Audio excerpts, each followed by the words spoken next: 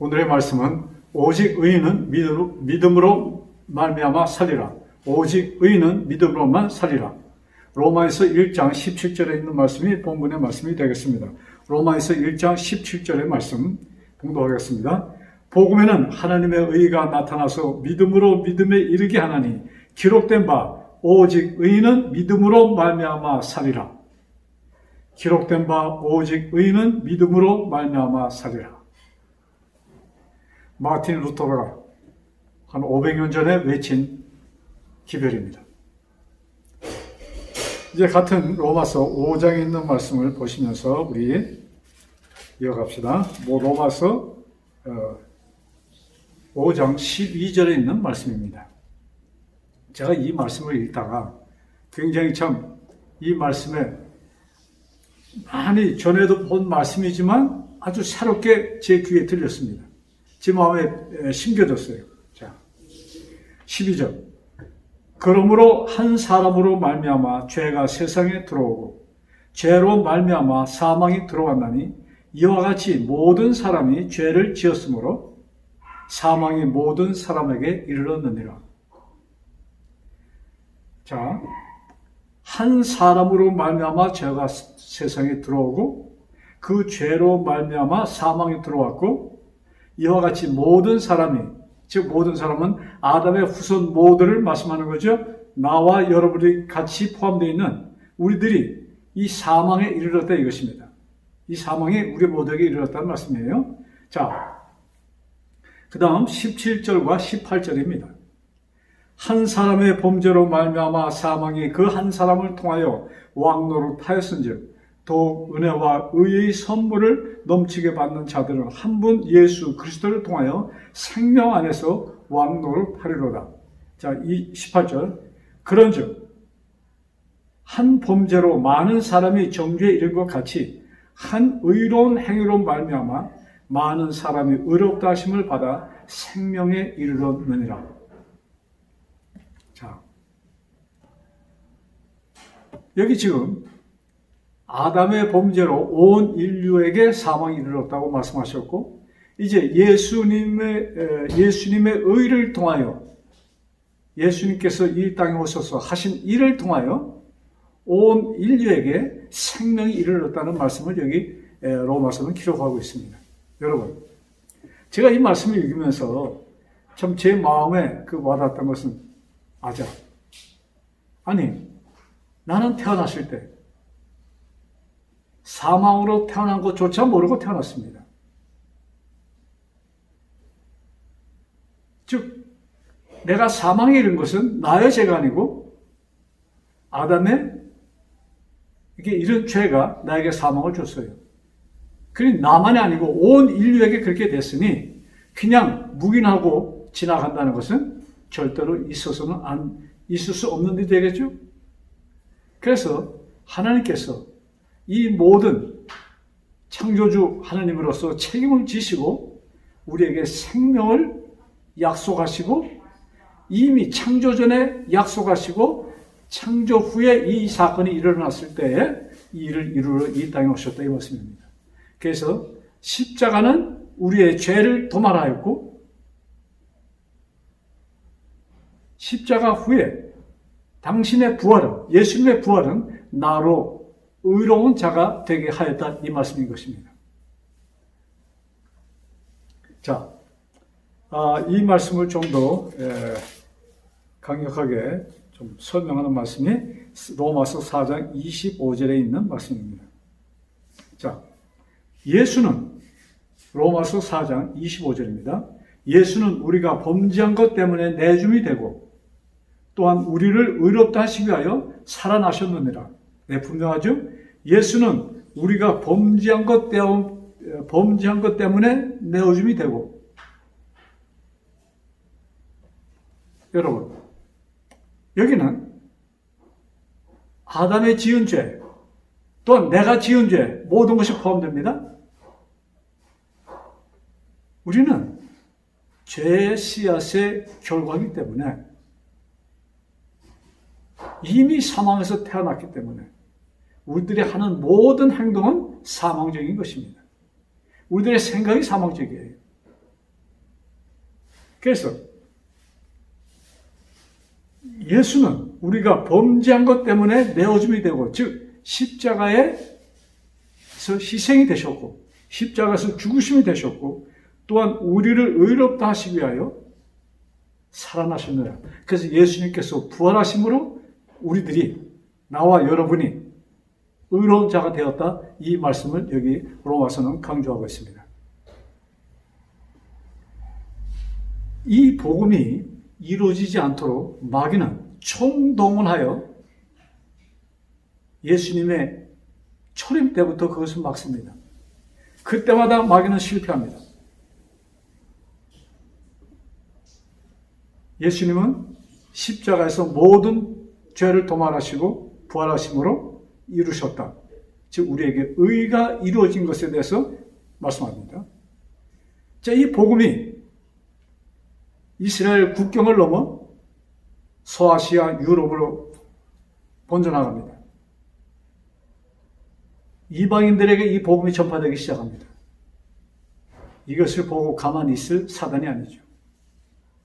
그는 몸부림을 치며 이 기별이 전파되지 않도록 막지만 그것을 할 수가 없는 것이에요. 그래서 이 복음이 확산됩니다.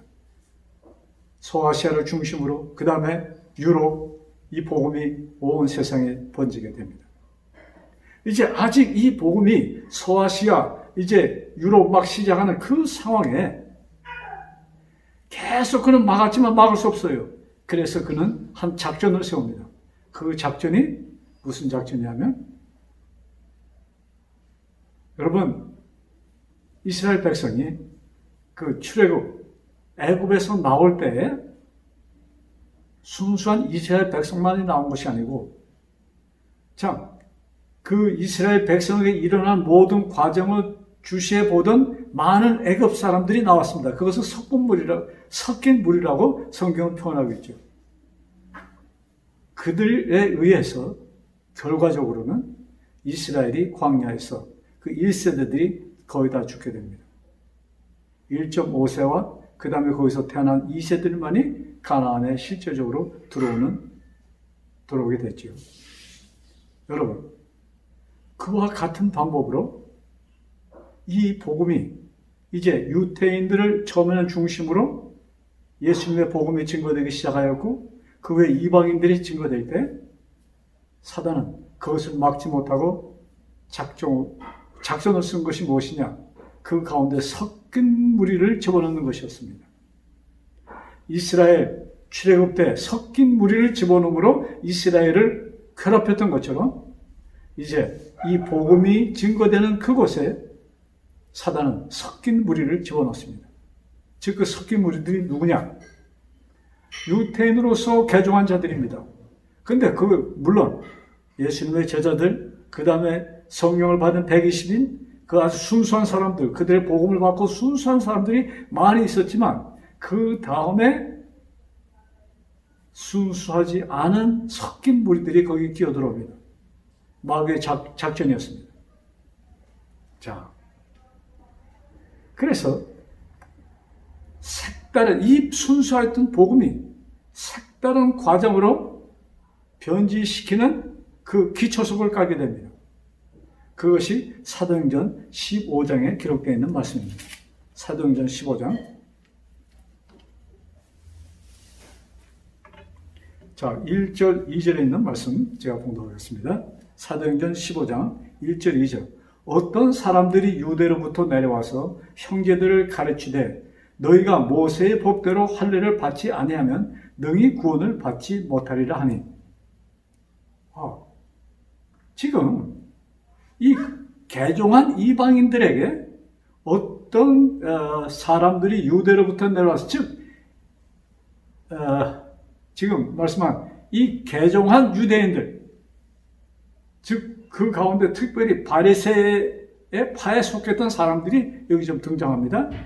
그들이 이 개종한 이 유대인, 이방인들에게, 예수님을 받아들인 유대인들에게 뭐라고 얘기하냐면, 너희들이 이제 예수를 통해서 이제 예수님을 받아들였지만, 그것으로 일단은 들어왔지만, 그 다음에 2차적으로 모세의 법, 너희들이 할례를 받아야 되고 모세의 법을 지켜야 된다는 것을 그들에게 가르칩니다.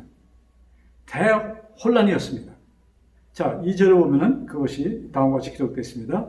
바울 및 바나바와 그들 사이에 적지 아니한 다툼과 변론이 일어난지라. 그 얘기가 이제 막 퍼지기 시작하니까 지금 큰 다툼과 변론이 일어났어요. 이 얘기를 들으면 그럴듯합니다. 왜? 그들이 그 당시 보았던 성경은 전부 다 구약 성경입니다. 구약 성경에는 너무나도 뚜렷하게 하나님의 백성인 상징으로 할례를 받았습니다. 즉 아브라함이 하나님의 부르심을 따라 나온 후에 10년 좀 지나서 할례를 받게 됩니다. 그때 하신 약속이 뭐예요? 내 후손이 하늘의 별처럼 바닷가의 모래처럼 많아질 것을 약속하시면서 그 언약입니다. 하나님의 도장을 아브라함과 그 후손의 몸에 찍는 것입니다. 그것이 할례식이에요. 자, 그러면서 성경을 보아라. 하나님의 백성은 할례를 받아야 되는 것이다. 그러므로 당신들도 이 할례를 받아야 됩니다. 할례를 받음과 동시에 당신들은 모세의 율법을 지켜야 됩니다. 아마 여기서 유월절에 대한 것은 아마 그들이 강조 안 했을 가능성도 있을 것 같습니다. 유월절, 초막절이라는 것은.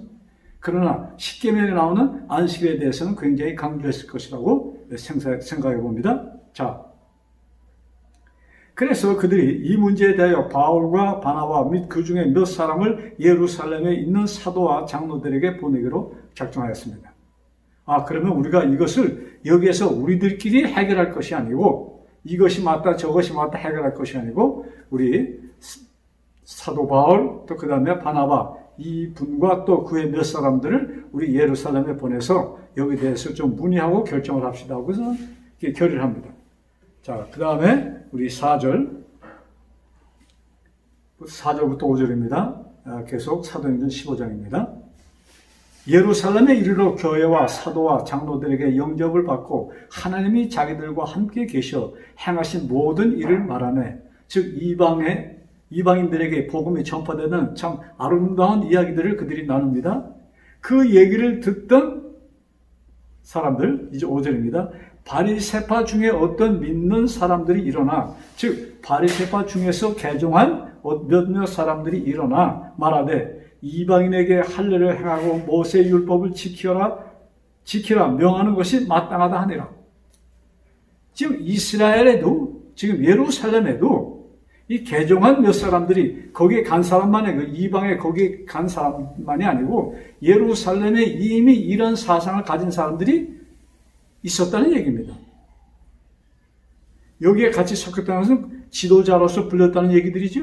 누군지 이름은 명색되어 있지 않지만 그러나 그들은 거기 엘리트들 지금 개종한 사람들 가운데 좀 뽑힌 사람들입니다. 그 이방의 복음이 전도된다는 얘기를 듣고 그 바리새파 중에서 일어나서 강력하게 뭐예요? 이방인에게 할례를 행하고 모세율법을 지키게 하는 것이 마땅하다고 주장을 합니다. 참 대혼란이 왔습니다. 그래서 그 당시 그 말씀을 참 유명한 AD 45년에 있었던 예루살렘 그 초대교회 총회입니다. 그래서 어떤 결정을 내렸는가? 19절.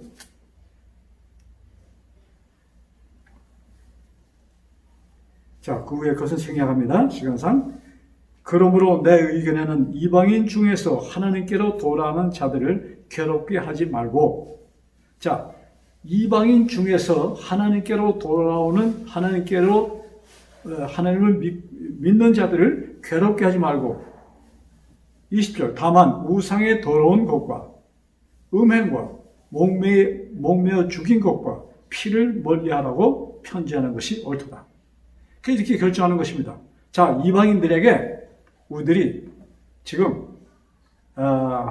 할례식이나 또 모세 율법을 모세의 계명, 그것을 준수하라고 하는 것은 폐하고, 이 얘기입니다.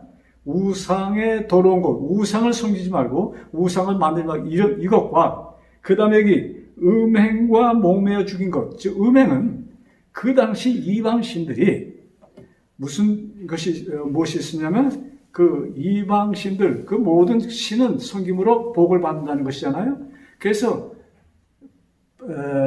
이방신을 섬김으로 그 당시 그 생산의 그 풍부함이 이루어진다는 것입니다. 그래서 그들이 열심히 섬겼어요. 근데 그 이방신의 사제들과 음행하는 것, 즉 선교하는 것이 그들의 축제 가운데 들어가는 것입니다. 그래서 하나님을 받아들인 개종한 이방인들이 아직까지 그 일을 하는 사람들이 있었다는 얘기입니다. 그래서 그것을 강하게 막습니다. 그 다음에 또 막는 것이 뭐예요? 목매어 죽인 것. 이것은 우리 목매어 죽인 것에서 생각나는 것이 있나요? 우리 한국의 그 보신탕이라고 하죠. 보신탕은 그 개고기잖아요. 그것을 어떻게 합니까? 잡을 때 먼저 털을 이렇게 불로 이렇게 닦으시고 그 다음에 개를 목매에 달아서 때려서 죽입니다. 다 그렇게 하는지 몰라도 제가 그 보신탕을 즐기는 사람에게 들은 얘기입니다. 자, 그런 고기를 먹지 마라. 아마 그곳에도 짐승들을 잡을 때 그렇게 잡는 사람들이 있었던 모양입니다. 그래서 그것을 먹지 말고 그 다음에 고기를 먹어도 피는 먹지 말라. 그래서 이것을 좀 크게 따지면 네 가지입니다. 우상을 버리고 그 다음에 음악을 금하고 그 다음에 목매어 죽인 짐승들을 먹지 말고 피를 먹지 말라. 이렇게 네 가지를 금하고 그의 것은 그들에게 허용을 합니다. 자, 그들이 거기서 이것을 좀 이 말씀을 좀 더 이렇게 뒷받침해주는 그 사도 바울의 그 편지서 가운데 골로새를 좀 봅시다. 골로새 2장.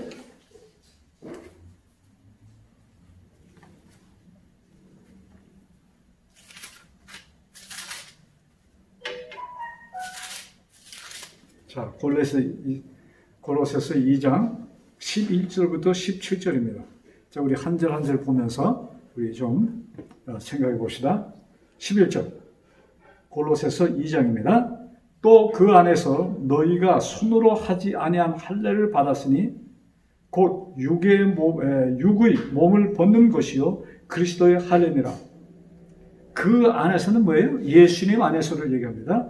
예수님 안에서 너희가 손으로 하지 아니한 할례를 받았으니 손으로 하지 않은 할례, 그것을 12절에 이렇게 설명합니다. 너희가 세례로 그리스도와 함께 장사되고 침례식, 세례식, 이것을 얘기하는 거예요. 너희가 세례로 그리스도와 함께 장사되고, 즉 이 침례식을 할례 예식으로 대체하는 것입니다. 할례 예식을 침례로 대체하는 것입니다. 즉 할례라는 것은 하나님의 도장을 몸에 받는 것입니다. 그것처럼 우리가 침례를 받음으로 우리의 몸에 하나님의 도장을 받는 것입니다. 이제 너는 나의 백성이다. 이 말씀인 것입니다. 자, 세례로 그리스도와 함께 장사되고 또 죽은 자들 가운데서 그를 일으키신 하나님의 역사를 믿음으로 말미암아 그 안에서 함께 일으키심을 받았느니라. 13절. 또 범죄와 육체의 무할례로 죽었던 너희를 하나님이 그와 함께 살리시고 우리의 모든 죄를 사하시고,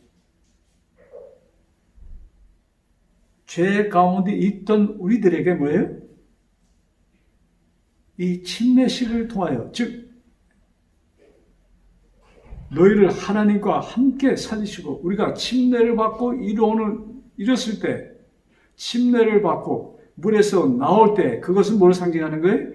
죄는 없어지고 죄는 도말되고 이제 뭐예요? 새로운 부활, 예수님의 부활과 아울러 의인이 되는 것을 상징하는 것입니다. 그 다음에 14절. 우리를 거스리고 불리하게 하는 법조문에서 우리를 거스리고 불리하게 하는 법조문으로 쓴 증서를 지우시고. 무슨 말씀이에요? 율법들을 말하는 것입니다. 법조문으로 쓴 증서를 지우시고 제하여 버리사 십자가에 못 박으시고. 무엇을 십자가에 못 박았어요? 예수님의 십자가에 뭐예요? 모든 율법을 같이 못 박아서 제하셨다는 얘기입니다. 즉, 그래서 예수님의 십자가는 뭐예요? 예수님은 율법의 완성이라는 표현을 쓰시는 것입니다. 예수님께서 십자가에 달려 돌아가심으로, 즉 모든 언약은 이루어졌다는 얘기입니다. 그래서 십계명이 보관된 그 궤를 언약궤라고 했잖아요. 법궤라고 쓰지 않았습니다. 언약, 즉 약속입니다. 언약은 왜? 하나님께서 인간들에게 하시는 것입니다. 사람이 하나님께 하는 것이 아니에요. 하나님께서 인간들에게 하시는 약속. 자, 다시 한번 봅니다. 그래서 법조문으로 쓴 증서를 지우시고 제하여 버리사 십자가에 못 박으시고. 15절, 통치자들과 권세들을 무력화하여 드러내어 구경거리로 삼으시고 십자가로 그들을 이기셨느니라. 이 세상 통치자와 권세자들 뭐예요? 무력하게 하였고 뭐예요? 십자가로 그들을 이기셨느니라. 자, 그 다음 16절. 자, 이 말씀은 제가 직접 그냥 그대로 읽어드리는 것입니다. 여러분께서 들으시고 잘 이해하시기 바랍니다.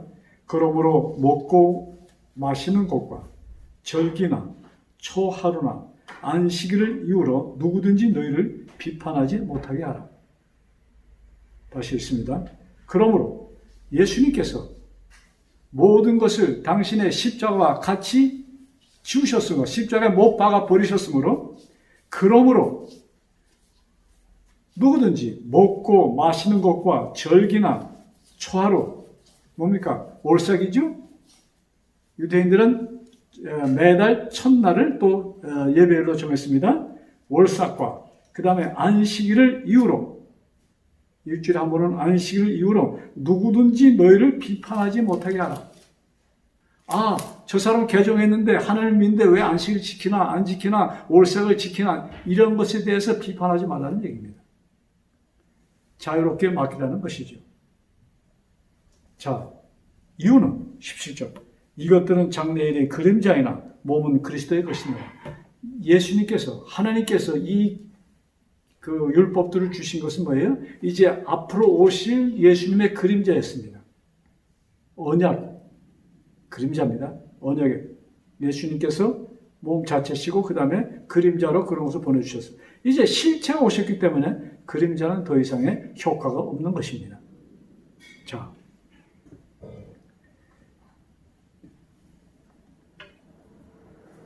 이 말씀을 참 기록한 사도 바울, 그는 당신이 유대인으로서 이스라엘 사람을 굉장히 사랑했어요.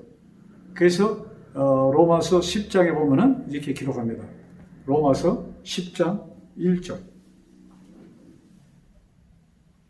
1절부터 2절입니다. 형제들아, 내 마음에 원하는 바와 하나님께 구하는 바는 이스라엘을 위함이니 곧 그들로 구원을 받게 함이라. 사도 바울은 비록 이방인들을 위하여 강력하게 활동하였지만 그러나 그 마음속에는 항상 유대인들을 향한 그의 마음 바람이 있었습니다. 그래서 특별히 사도 바울이 매 안식일 되면은 회당을 찾아갔습니다. 왜? 그 회당에는 그 이스라엘에서 나온 이주자들이죠. 그들은 토요일마다 모였습니다. 즉 안식일마다 모였어요. 그래서 그들을 만나기 위하여, 그들에게 전도하기 위하여 사도 바울은 그 회당을 찾아갑니다. 그래서 그들에게 성경의 구약에 있는 말씀을 가지고 설명하면서 이제 이사야에 약속된 메시아가 바로 우리 지도자들이 죽인 예수 그리스도라는 것을 그는 그들에게 전하기 위하여 그는 매 안식일마다 회당을 찾아갔던 것입니다. 여기 그래서 이스라엘 위함이니 곧 그들로 구원을 받게 함이라. 2절 내가 증언하노니 그들이 하나님께 열심히 있으나 올바른 지식을 따른 것이 아닙니다. 정말로 유대인들은 종교적인 차원에서는 굉장히 열심히잖아요. 얼마나 많은 날들을 참 신앙을 지키기 위해서 이 종교 행사가 많습니까? 그래서 그들이 열심히 해요. 열심으로 따지면 유대인을 따라갈 종교인들이 없을 것입니다. 그러나 그 열심으로 되는 것이 아니에요. 올바른 지식에 따른 것이 아니므로 그것은 헛된 것이라는 말씀이 되겠죠. 그 다음에 왜 이들이 이런 길을 가게 되었는가를 3절에 기록합니다. 하나님의 의를 모르고 자기 의를 세우려고 힘써 하나님의 의에 복종치 아니하였느니라. 네, 이스라엘 백성들은 정말로 그들의 조상 아브라함, 그 다음에 모세를 통하여 준 그 모든 교훈들을 그들은 뭐예요? 그것을 행하는 것이 하나님께 의로운 자라고 이렇게 배웠습니다. 그것이 완전히 그들에게 습관이 됐어요. 이제 새 계명이 왔을 때 그들은 그것을 알아볼 수가 없었습니다.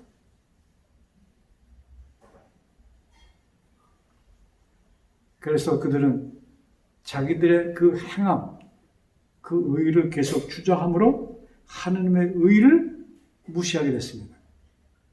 그래서 불행하게도 너무나도 많은 유대인들이 예수님을 거절하고 정말로 구원에 이르지 못한 그 역사를 우리는 보게 됩니다. 자, 여러분, 이 전쟁은 그 당시 초대교회 그때만에 국한 것이 아닙니다. 또 오늘날까지 이르는 그것만이 아닙니다. 이 전쟁은 하늘에서 이미 시작된 것이었어요. 하나님께서 이 우주를 창조하시고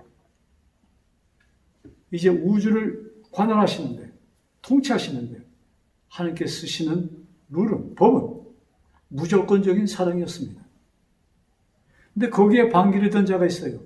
하나님의 오른팔에 일을 하였던 루스벨, 천사장 루스벨은 하나님, 이 방법은 힘들 것입니다. 룰을 정하고 룰을 지키는 그들에게 상금을 주고 그들을 위해서 룰을 정해야만이 이것이 질서있게 가지, 그렇지 않으면 안 될 것입니다라는 것을 이런 반기를 듭니다. 그러나 하나님께서는 그렇게 반기를 든 사단을 처리하시는 것도 무조건적인 사랑으로 그걸 하십니다. 하나님은 그에게 기회를 주시고 은혜를 베풀어 주셔서 그가 다시 돌아오도록 하나님께서는 시간을 주시고, 또 온 하늘 우주의 거민들이 하나님의 사랑을 깨달아 알 수 있도록 하나님께서는 그들에게 무한한 참 무조건적인 사랑을 펼치십니다. 자, 그 다음에 우리 성경의 창세기에 보면은 아벨과 가인의 사건이 나옵니다. 아벨은 아담의 둘째 아들이잖아요. 그는 하나님의 희생, 즉 어린 양의 희생으로만이 그들에게 희망이 있음을, 그들에게 구원이 있음을 그는 받아들이고 그대로 순종합니다. 그러나 첫아들 가인은 내가 하나님을 섬기는데, 하나님을 위한 제물인데 나의 공로가 들어가야지. 그래서 가인은 당신의 의를 내세우고 당신의 노력과 수고를 거기에 내세움으로 그는 거기에 제물을 드립니다. 그런데 그것을 하나님께서는 가인을 향하여 내가 선한 일을 하지 하였다고 말씀합니다. 즉 너의 제물은, 너의 제사는 악한 제사였다고 하나님께서는 그에게 충고하십니다. 자, 그 다음 우리 이삭과 이스마엘.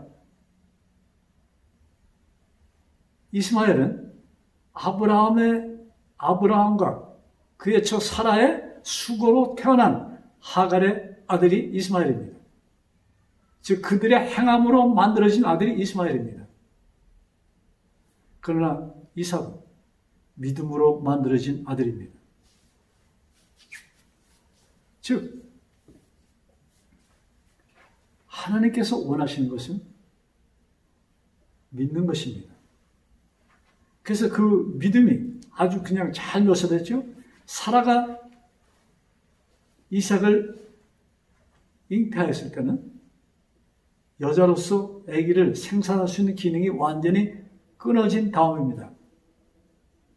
그 다음에 더 이상 인간으로는 아기를 낳을 수 없는 상태에 있을 때에 하나님께서는 그에게 잉태를 허락하시고 그에게서 낳은 아들이 이삭인 것입니다.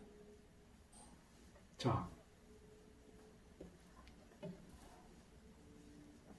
초대교회 예수님의 참 십자가를 통하여 복음이 증거되고 십자가와 부활로 이루어진 그 세워진 교회, 예수님을 믿음으로 구원에 이른다는 이 복된 기별을 거기에 마귀는 개입하여서 그러나 하나님의 계명을 지켜야 된다. 그런 것을 거기에 덧붙여서 사람들에게 혼동을 가져옵니다. 그래서 순수하게 시작된 초대교회가 섞인 기독교인들에 의해서, 섞인 유대인들에 의해서 율법주의의 자리를 깔게 됩니다. 그 다음 교회가 공식화되면서 완전한 복음과 율법의 사상이 교회의 기초가 됩니다. 즉 복음으로만은 충분치가 않다. 복음 플러스 율법 준수, 이것이 교회의 기초가 되었습니다. 참 무서운 말씀들입니다. 그렇게 해서 한 1000년 이상을 교회가 그렇게 유지됩니다. 안타까운 사실이죠. 그러나 하나님께서는 그대로 버려둘 수가 없었습니다. 그래서 1500년경 하나님께서 한 종을 불러서 여기저기의 종들을 불러서 이제 종교개혁의 횃불이 켜졌습니다. 이제 새로 시작된 교회는 그들에 의해서 이제 오늘날 기독교라 불려지는 교회들이 세워지기 시작합니다. 여러분,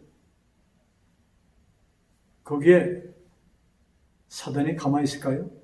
사단은 또 도전합니다. 작전을 세웁니다. 그 안에 섞인 무리를 통하여 순수한 복음에 섞인 복음을 집어넣습니다. 순수치 않은 복음을 집어넣습니다. 즉 순수한 복음 사상을 가진 그 교회, 이제 새로 개척돼 나온 이제 종교개혁으로 새로 시작되는 교회에 세월이 지나면서 암암리에 뭐에 거기다가 사람의 공로를 집어넣습니다. 즉 이스라엘 백성들에게 몸에 배웠던 의를 그들은 또 이 교회에 침투시킵니다. 그래서 율법주의적인 사상을 교회에 집어넣는데 또 마귀는 성공합니다. 그래서 마침내 사단은 모든 종교의 도덕성이 기초합니다. 이 땅에 있는 모든 종교의 기초는 도덕성입니다. 그 다음 이 교회, 즉 기독교죠. 하나님을 믿는다는 사람들이 세워진 이 교회도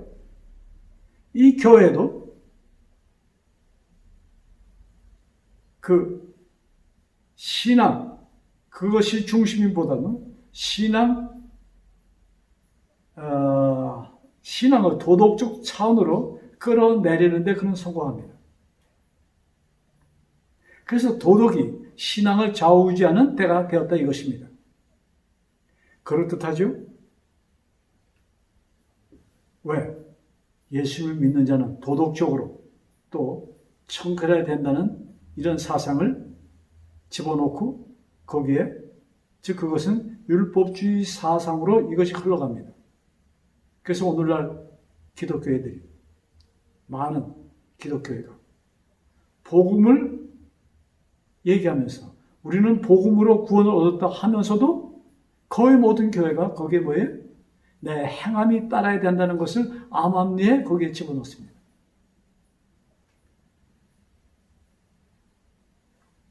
순수한 예수를 믿음으로 이루어진 신앙 공동체가 여지없이 묵살되고 율법주의 사상으로 판이 깔렸습니다. 우리는 다시 일어나야 됩니다. 우리는 이 복음을 부르짖어야 됩니다. 우리 로마서 10장에 있는 말씀 좀 봅시다. 로마서 10장 9절부터 13절에 있는 말씀입니다. 자, 여기 참 순수한 복음이 기록되어 있습니다. 우리들이 정말로 부르짖어야 될 복음이 여기 기록되어 있습니다. 내가 만일 내 입으로 예수를 주로 시인하며 또 하나님께서 그를 죽은 자 가운데서 살리신 것을 내 마음으로 믿으면 구원을 받으리라. 우리의 구원은 오직 믿음입니다. 내가 예수 그리스도를 입으로 예수를 시인하고 또 마음으로 받아들이면 뭐예요? 구원을 얻을 것이다. 이것을 여기는 이렇게 번역되어 있지만 또 다른 성경에는 이미 구원을 받은 것으로 기록되어 있습니다. 자, 10절. 사람이 마음으로 믿어 의에 이르고 입으로 시인하여 구원에 이르느니라. 같은 말씀이 반복됩니다. 사람이 마음으로 믿어 의에 이르고 입으로 시인하여 구원에 이르느니라. 성경에 이르되 누구든지 그를 믿는 자는 부끄러움을 당하지 아니하리라. 예, 아주 순수한 복음입니다. 누구든지, 왜? 그를 믿는 자는, 예수를 믿는 자는 부끄러움을 당하지 아니라. 자, 그러면서 12절에 유대인이나 헬라인이나 차별이 없습니다. 한 분이신, 자, 유대인이나 헬라인이나 차별이 없다고 하신 그분께서 모든 사람의 주가 되사 그를 부르는 모든 사람에게 부여하시도다. 그러면서 13절에 이렇게 마칩니다. 누구든지 주의 이름을 부르는 자는 구원을 받으리라. 누구든지 주의 이름을 부르는 자는 구원을 받았느니라. 이 말씀입니다. 그래서 사도 요한은 요한복음 5장 24절에 우리들 이미 사망에서 생명으로 옮겼다는 말씀을 그는 기록하고 있습니다. 간추려 말하면 예수님의 의가 나로 의인을 만들었다는 얘기입니다. 누구든지 주의 이름을 부르는 자는 구원을 받았다는 얘기입니다. 토를 달지 말라는 얘기예요. 예수님의 부활로 나는 그의 아들이 되었고 예수님의 부활로 우리는 당신의 아들들이 되었습니다. 기도합시다. 하늘에 계신 저희들의 아버지, 참 저희들에게 이 복된 말씀을 우리들에게 주셨사오니 감사합니다. 우리들은 아무 공로가 없고 우리가 할 것도 없습니다. 할 수 있는 것도 없습니다. 그러나 우리를 십자가의 보혈의 피로 우리들에게 완전한 구원을 주시고 우리들의 모든 죄를 도말하시고 당신의 부활로 우리들에게 의를 은혜로 선물로 주셨사오니 감사합니다. 아버지,